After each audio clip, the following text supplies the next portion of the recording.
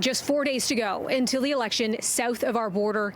And now the U.S. hitting a new grim coronavirus milestone of more than 9 million confirmed infections as both candidates visit hotspots on Friday. Hospitals on the brink of capacity, deaths around 1,000 a day, and a new single-day record of more than 90,000 cases Thursday alone. This surge is really happening in every region of the country. The dean of the Brown University School of Public Health says the U.S. has not adequately prepared for this uptick. And of course, we're going into the fall and winter, which will, of course, make things very, very difficult. Joe Biden and Donald Trump hopscotching through several states Friday, underlining their stark contrast when it comes to the pandemic. Is there any place better to be than a Trump rally, though, seriously? It's not your fault that this thing happened.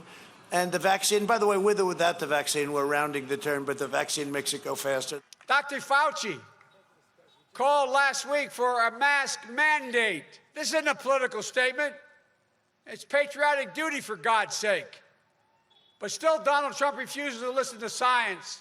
Both eventually making stops in Wisconsin before the end of the day. That state of just under 6 million people has one of the worst outbreaks in the U.S. This field hospital now accepting patients to help relieve the overwhelmed healthcare system. As the Milwaukee Journal-Sentinel reports, there were 5,096 new cases reported on Friday and 24 new deaths. Wisconsin is now on track to hit 100,000 confirmed cases of coronavirus in the month of October alone. That state's governor urging people to stay home to save lives. No way to sugarcoat it. We are facing an urgent crisis, and there is an imminent risk to you, your family members, your friends.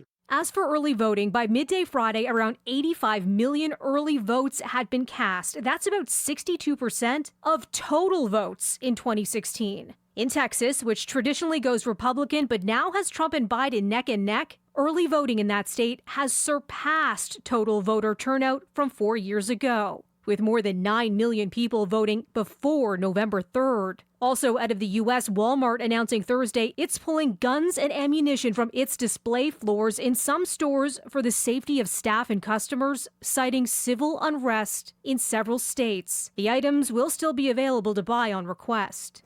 Now an update to that story, though. Just a day later, Walmart on Friday reversing that decision, saying it's bringing back those items to the sales floor, saying those incidents of civil unrest were, quote, geographically isolated. Now back to the candidates, a race to the finish. Biden, he'll be in Michigan on Saturday with Barack Obama, their first joint campaign appearance together.